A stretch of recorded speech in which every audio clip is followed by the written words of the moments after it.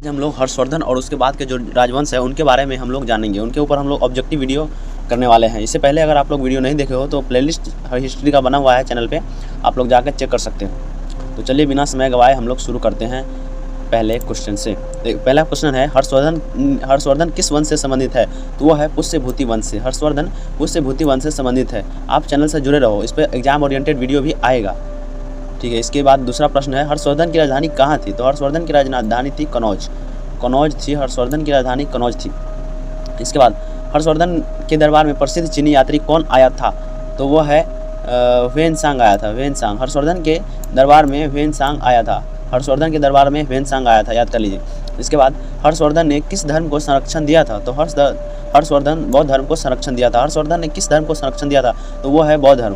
इसके बाद हर्षवर्धन के जीवन पर किस ग्रंथ में विवरण मिलता है? तो वो है हर्षचरित्र के नाम से ही हर्षवर्धन का जो जीवन के ऊपर जीवन गाथा है तो वो हर्षचरित्र नाम के बुक में मिलता है। इसके बाद हर्षवर्धन के बाद उत्तर भारत में कौन सा प्रमुख वंश उभरा? तो वो है गुर्जर प्रतिहार वंश।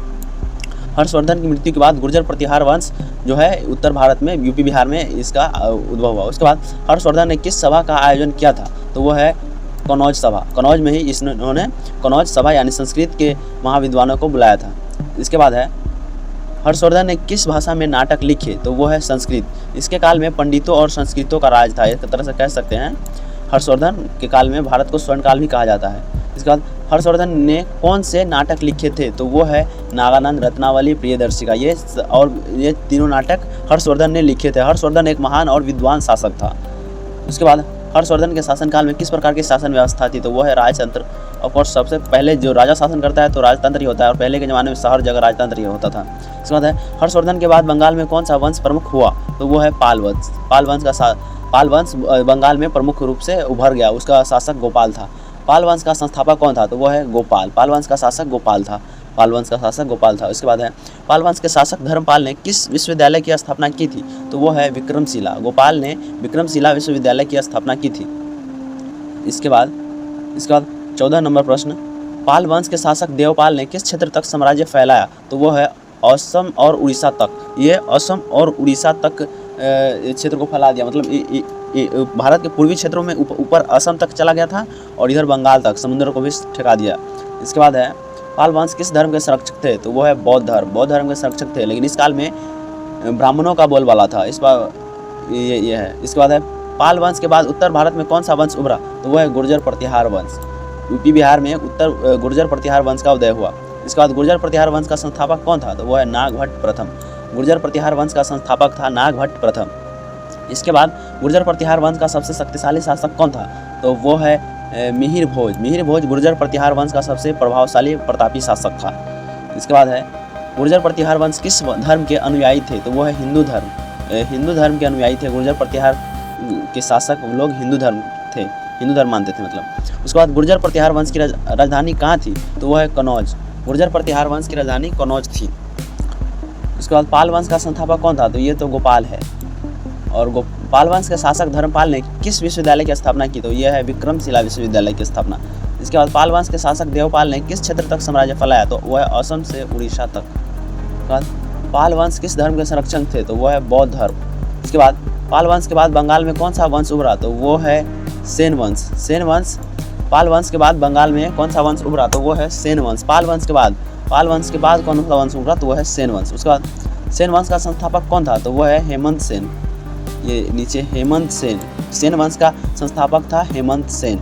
इसके बाद लक्ष्मण सेन किस ग्रंथ के संरक्षक माने जाते हैं? तो लक्ष्मण सेन जो है गीत गोविंद पुस्तक के संरक्षक माने जाते हैं। गीत गोविंद नामक ग्रंथ के संरक्षक माने जाते हैं। उसके बाद गुर्जर प्रतिहार वंश का सबसे शक्तिशाली शासक कौन था? तो वो है मिहिर भोज गुर्जर प्रतिहार वंश का सबसे शक्तिशाली शासक था। उसके बाद गुर्जर प्रतिहार वंश की राजधानी कहाँ थी? तो वो है कनौज।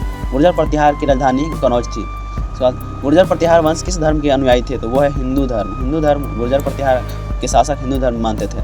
उसके बाद गुर्जर प्रतिहार वंश का पतन किस कारण हुआ? तो वो है तुर्क आक्रमण और आंतरिक कलह। तुर्क आक्रमण और वो अपने साम्राज्य को नहीं संभाल पाया, आंतरिक लोगों में भी बिखराव पैदा हो गया। इसके बाद पाल वंश के बाद बंगाल में किस वंश का उदय हुआ? तो वो है सेन वंश। बंगाल में सेन वंश का उदय हो गया पाल वंश के बाद। इसके बाद सेन वंश की राजधानी कहाँ थी? तो वो है गौर। बंगाल में सेन वंश की राजधानी गौर थी। इसके बाद सेन वंश किस धर्म का पालन करता था? तो वो है हिंदू धर्म।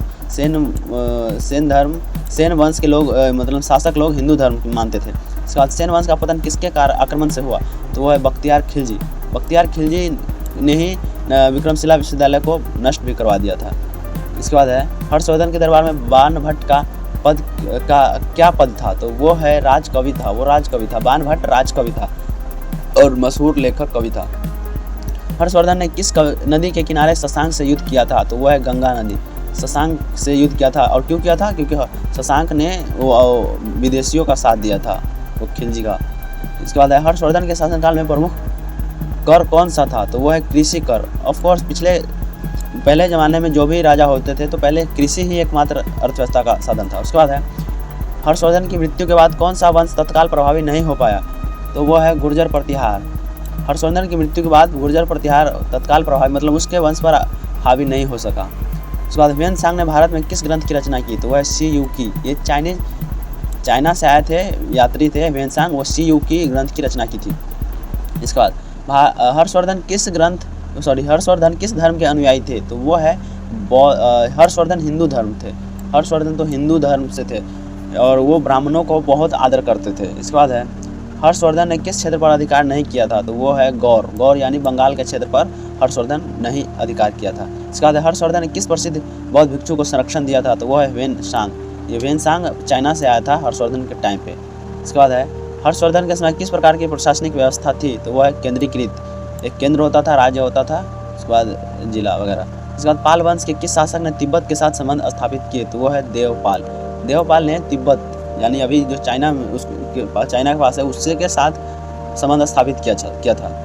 उसके बाद विक्रमशिला विश्वविद्यालय की स्थापना किसने की थी? तो विक्रमशिला की स्थापना धर्मपाल ने की थी। विक्रमशिला विश्वविद्यालय की स्थापना धर्मपाल ने की थी। उसके बाद सेन वंश के किस शासक के समय बख्तियार खिलजी ने आक्रमण किया?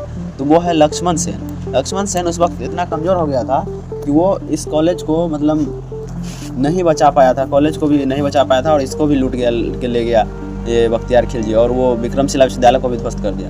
इसके बाद गीत गोविंद के रचयिता कौन थे? तो वो है जयदेव। गीत गोविंद के रचयिता कौन थे? तो वो है जयदेव। इसके बाद हर्षवर्धन ने किस क्षेत्र में सबसे पहले शासन किया था? तो वो है थानेश्वर। थानेश्वर में हर्षवर्धन का सबसे पहले शासन किया था। थानेश्वर कहाँ है? तो ये आएगा महाराष्ट्र के साइड में। इसके बाद हर्षवर्धन के शासनकाल में किस विदेशी यात्री ने भारत की सामाजिक व्यवस्था का वर्णन किया है? तो वो है ह्वेनसांग, जो चाइना से आया था हर्षवर्धन के टाइम पे, और इसने सी यू की नामक ग्रंथ की रचना भी की है। तो ये हमारा 50 क्वेश्चन का सेट आज रेडी हो गया। फिर मिलेंगे अगले वीडियो में अगले चैप्टर के साथ। तब तक के लिए धन्यवाद वीडियो देखने के लिए। और अगर आप लोग पिछले चैप्टर्स का वीडियो नहीं देखे हो तो जाकर चैनल पर देखिए, आपका लिए काफ़ी हेल्पफुल होगा वो। तब तक के लिए थैंक यू।